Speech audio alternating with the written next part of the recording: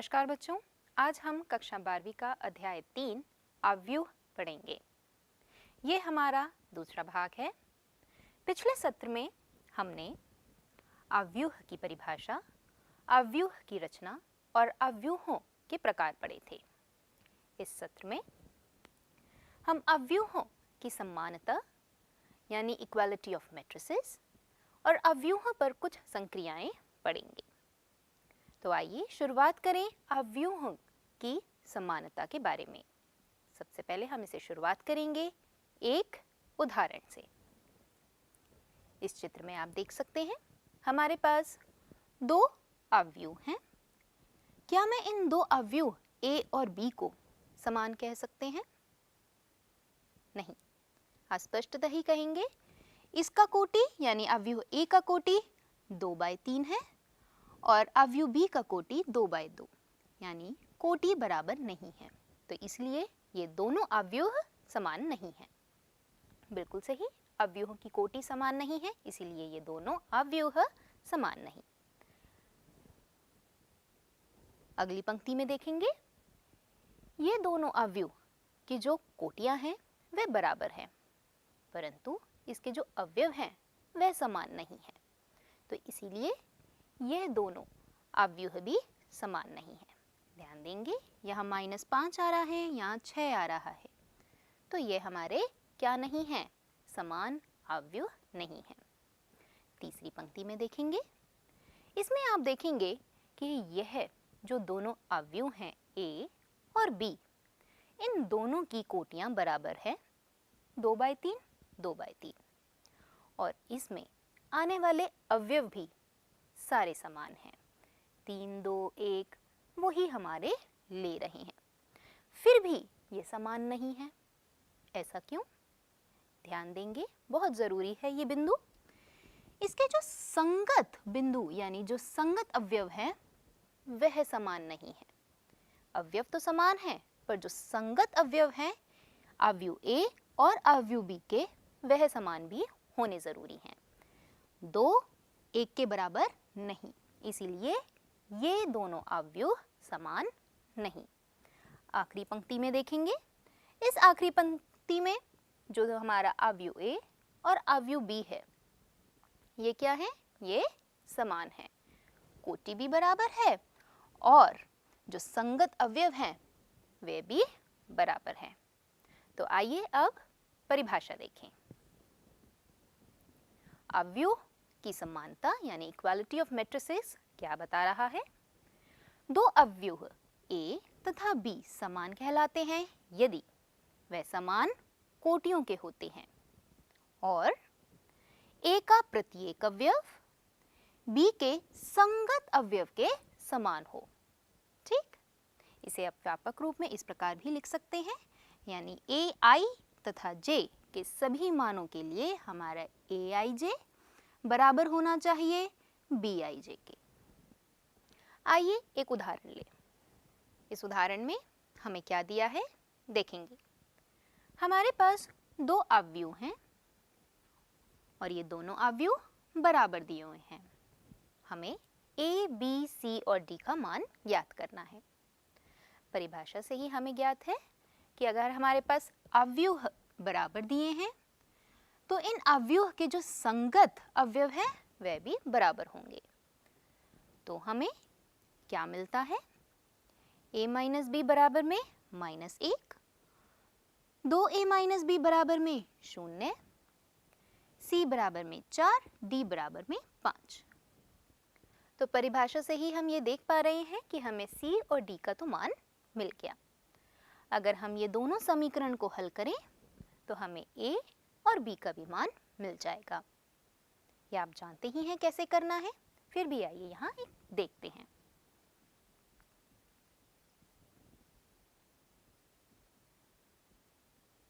अगर इसे मैं हल करूं तो हमारे पास क्या मिला? A बराबर में 1 और इस A का मान किसी भी समीकरण में भरने पर हमें B का मान मिल जाएगा और वह क्या मिल रहा है? 2। तो हमें मान मिल गए हैं किसके? A, B, C और D के। ए का मान 1, बी का मान 2, सी का मान 4 और डी का मान 5। ठीक है, आइए अब आगे बढ़ें। अब हम अवयवों पर कुछ संक्रिया पढ़ेंगे जिसे हम कहते हैं ऑपरेशंस ऑन मैट्रिसेस। आइए सबसे पहली संक्रिया देखें, वे क्या है? अवयवों का योग, जिसे हम अंग्रेजी में एडिशन ऑफ मैट्रिसेस भी कहते हैं, यानी एडिशन ऑपरेशन। अब वह हमें क्या बता रहा है? परिभाषा आपके सामने है। वह क्या कह रहा है? मान लीजिए आपके पास दो अवयव हैं, ए और बी, दो समान कोटि के हैं। तो ध्यान देंगे, ये बहुत ही खास बिंदु है। ए और बी यानी दो अवयवों का योगफल निकालने के लिए दोनों समान कोटि के होने अनिवार्य हैं। ये दो समान कोटि m/n के अवयव हैं। तो तथा ए और बी दोनों अवयवों का योगफल हमें एक नया अवयव देगा c, और वो भी किस कोटि का होगा? m/n। और उसके अवयव किस प्रकार होंगे? किस प्रकार पर परिभाषित है? Cij बराबर है Aij जमा Bij के, यानी सारे संगत अवयव को अगर मैं जमा करूं तो हमें क्या मिलेगा? एक नया अवयव। और वह क्या है? किसके बराबर होगा? दोनों अवयवों के योगफल के। इस चित्र से भी आपको अच्छी तरह स्पष्टीकरण हो पाएगा। यह आपका एक अवयव है A, यह आपका दूसरा अवयव B। कोटि आप देख सकते हैं दोनों की समान है, 3/2, 3/2। तो हमारा योगफल भी एक अवयव मिलेगा जिसकी कोटि 3/2 की होगी। अब इसके अवयव कैसे हम मिलेंगे? अगर मैं यहाँ पहली पंक्ति और पहले स्तंभ पे स्थित अवयव लूं A का, तो उसका योग होगा इसके संगत अवयव से B अवयव के। ठीक है, और इसका योगफल कहाँ स्थित होगा? उसी जगह, यानी पहली पंक्ति और पहले स्तंभ के स्थान पर। ठीक, इसमें चित्र में भली भांति आप देख सकते हैं। तो आइए एक उदाहरण लें। इस उदाहरण में आपके पास दो अवयव हैं A और B। हमें इसका योगफल ज्ञात करना है। योगफल ज्ञात करने के लिए हमें क्या करना होगा? संगत अवयवों को जमा करना होगा। तो वही हमने किया है, देख सकते हैं A जमा B। ये हमारा A अवयव है जिसमें हमारे अवयव हैं 2, 3, -1, 9, 5 और 11। ये हमारा B अवयव है जिसके अंदर हमारे पास अवयव हैं 1, 0, -1, 95, 2 और 7। इसको अगर हम जमा करेंगे तो संगत जो अवयव हैं उन्हें हमें जमा करना है, यानी 2 जमा 1, 3 जमा 0, -1 जमा -1। ये करने पर हमें एक नया अवयव मिल रहा है। और वे क्या है? इसके अगर हम अवयव देखें, वे क्या मिल रहे हैं हमें? 3, 3, -2, 104, 7 और 18। तो इस प्रकार हम दो अवयव का क्या करते हैं? योग। आइए अब अगली संक्रिया देखें। वे है एक अवयव का एक आदिश से गुणन, जिसे हम अंग्रेजी में multiplication of a matrix bye a scalar भी कहते हैं। इसकी परिभाषा हमें क्या बता रही है? किसी अवयव के एक आदिश से गुणन को हम निम्नलिखित प्रकार से परिभाषित कर सकते हैं। वे क्या है? यदि हमारे पास एक अवयव है जिसकी कोटि m/n है और हमारे पास एक आदिश k है, तो ka एक ऐसा अवयव है जिसे a के प्रत्येक अवयव को हम k से अदिश से गुणा करने पर पाएंगे। जैसे कि आप इस उदाहरण में देख सकते हैं, हमारे पास एक अवयव है, इसे नामांकित कर देते हैं b। इस b अवयव को हम दो आदिश से गुणा कर रहे हैं। तो हम क्या करेंगे? हम इसके हर एक अवयव को 2 से गुणा कर देंगे। तो हमें एक नया अवयव मिल रहा है जिसके अवयव हैं -2, 22, 4, 0, 2e और 6। ठीक है, आइए अब अगला प्रकार यानी अगली संक्रिया देखें, जो कि पहली वाली संक्रिया से ही हमें मिल रहा है। ध्यान देंगे, अवयव का ऋण अवयव यानी नेगेटिव ऑफ अ मैट्रिक्स। अब इसमें क्या है, किसी a अवयव का ऋण अवयव -a से निरूपित होता है।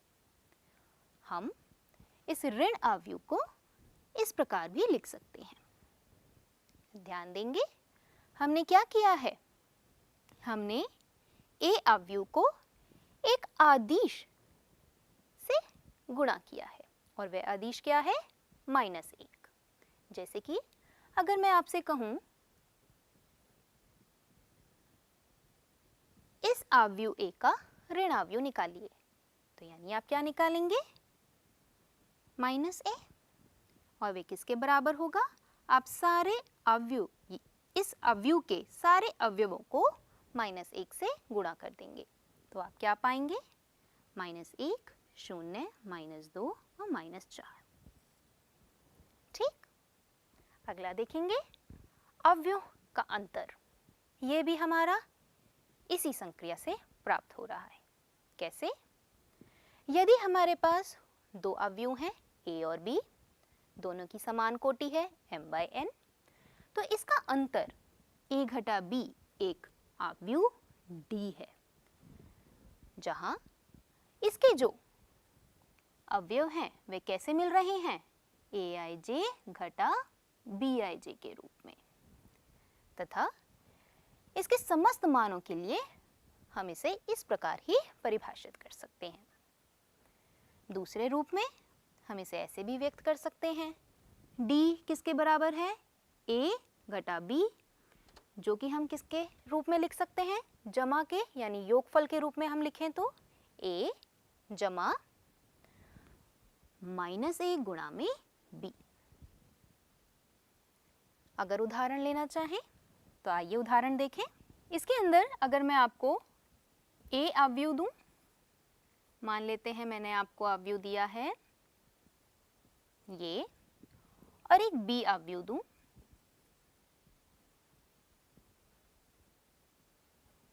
इन दोनों का आपको अंतर निकालना है, तो आप कैसे निकालेंगे, a घटा b क्या बराबर हुआ, संगत जो आपके अवयव हैं उनका अंतर निकालना है, यानी 1 माइनस -1, 2 माइनस 5, 0 माइनस 4, 3 माइनस 6। ध्यान देंगे, हमने दोनों अवयवों का कोटि बराबर लिया है। अगर बराबर नहीं होगा तो हम क्या नहीं निकाल सकते, उनका अंतर नहीं निकाल सकते, जैसे कि हम योग नहीं निकाल सकते थे। उसी प्रकार हमारे पास अंतर क्या आया, 2 -3 -4 और -3, ये हमें अंतर मिला। इस प्रकार हम क्या करेंगे, दो अवयवों का अंतर। आइए अब आगे बढ़े। अगला हम देखेंगे अवयवों के योग के कुछ गुणधर्म। पहला गुणधर्म देखें अगर आप, क्रम विनिमय नियम, जिसे हम अंग्रेजी में कम्यूटेटिव लॉ भी कहते हैं। यह हमें क्या बता रहा है, यदि अगर हमारे पास दो अवयव हैं a और b, दोनों समान कोटि के हैं m/n, तो हमारे पास क्या मिलेगा, a जमा b किसके बराबर होगा, b जमा a के। आप इन सभी गुणधर्मों को एक उदाहरण से सत्यापित कर सकते हैं। यह कार्य मैं आप पे छोड़ती हूँ। अगला गुणधर्म देखेंगे, सहचार्य नियम, जिसे हम अंग्रेजी में एसोसिएटिव लॉ कहते हैं। वह क्या बतला रहा है, समान कोटि के हमारे पास कितने अवयव हैं, 3। कोटि क्या है, m/n, अवयव हैं a, b और c। सहचर्य नियम हमें क्या दर्शा रहा है कि अगर हम पहले a जमा b करें, फिर हम c को जमा करें, या फिर पहले मैं b और c को जमा करूं और फिर जो उत्तर आया उसमें a को जमा करूं तो दोनों बारी हमारा उत्तर समान आएगा, यानी जो हमें अवयव मिलेगा वह बराबर होगा। ठीक, आइए अब आगे बढ़े अगले गुणधर्म में। ये क्या बता रहा है? योग के तत्समक का अस्तित्व। अंग्रेजी में आप देख ही सकते हैं, एग्जिस्टेंस ऑफ एडिटिव आइडेंटिटी। वह क्या है? मान लीजिए हमारे पास एक अवयव है जिसका कोटि m/n है और हमारे पास एक शून्य अवयव भी है जिसका कोटि बराबर है m/n। क्योंकि हम क्या निकाल रहे हैं? एडिटिव आइडेंटिटी, तो यानी दोनों का हमारा क्या होना चाहिए? कोटि समान। देखेंगे शून्य अवयव और a अवयव दोनों का जो कोटि है वह समान है m/n। तो a जमा शून्य यानी a जमा 0 बराबर में o, या फिर हम इसे शून्य भी बोल देते हैं क्योंकि ये हमारा शून्य अवयव है। तो शून्य जमा a किसके बराबर है? a। दूसरे शब्दों में अवयव के योग संक्रिया का जो तत्समक है वह है शून्य अवयव। ठीक, अगला गुणधर्म, योग के प्रतिलोम का अस्तित्व, यानी existence of additive inverse. Inverse प्रतिलोम। ठीक, मान लीजिए फिर से हमारे पास क्या है? एक अवयव है जिसकी कोटि हमारे पास दी हुई है m/n है। तो एक अवयव, ऋण अवयव, ध्यान देंगे -a, इस अवयव a का क्या कहलाएगा? प्रतिलोम कहलाएगा। क्यों? क्योंकि a जमा ऋण a किसके बराबर है? शून्य अवयव के। और ऋण a जमा a ये भी किसके बराबर है? शून्य अवयव के। ये हमें दर्शा रहा है जो a अवयव है इसका प्रतिलोम क्या है? सुनिश्चित है, होता है, और वह क्या है? ऋण a। ठीक, इन सभी गुणधर्मों को आप कोई भी उदाहरण लेके सत्यापित कर सकते हैं। फिर से बोल रही हैं कि यह कार्य आप पे छोड़ रही हैं। आगे देखेंगे कुछ और गुणधर्म। इस बारी हम गुणधर्म देखेंगे किसका? अवयव के अदिश के कुछ गुणधर्म। और वे क्या हैं? हमारे पास दो अवयव हैं a और b, दोनों समान कोटि के b/n के। हमारे पास दो अदिश भी हैं k और l।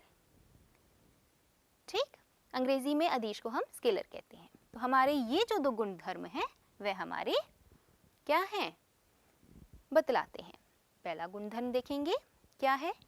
k गुणा में a जमा b बराबर होता है ka जमा kb के। और दूसरा गुणधर्म, अगर मैं पहले दोनों अदिश को जमा कर दूं और फिर गुणा करूं किसी अवयव से तो वो किसके बराबर होगा? अगर मैं उस अवयव को अलग अलग पहले अलग जो हमारे अदिश हैं उससे गुणा कर लें और फिर उसका योगफल निकालें तो उसके बराबर होगा। पहला गुणधर्म आइए एक उदाहरण से देखें, दूसरा आप स्वयं करेंगे।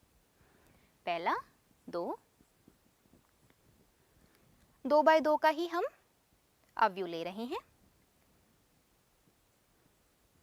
ये हमारा a अवयव और b अवयव हम ले लेते हैं ये। ठीक, हमारे पास एक अदिश भी होना चाहिए। मान लेते हैं एक अदिश हमने ले लिया k बराबर में 2। सरल ले रहे हैं ताकि आप ये गुणधर्म अच्छे से समझ सकें। तो उल्टे हाथ पे हमारा क्या बना? क्या होना चाहिए? k गुणा में a जमा b, यानी 2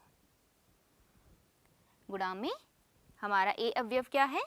1 2 0 और 1 जमा में b अवयव क्या है? अवयव क्या है? और इसके अवयव है 0 -1 3 और 0। ठीक, इस पूरे को हमें 2 से गुणा करना है। सबसे पहले इसको हम क्या निकाल लें? इसका योगफल निकाल लें। 1 जमा 0 1, 2 जमा -1 बना 1, 0 जमा 3 3 और 1 जमा 0 1। अब इसको अगर हम 2 अदिश से गुणा करते हैं तो हम क्या पाएंगे? 2, 2, 6 और 2। ठीक, ये हमें क्या मिला? उल्टा हाथ। अब देखते हैं सीधा हाथ। याद रखेंगे ये हमारे अवयव हैं और k किसके बराबर है? 2 के।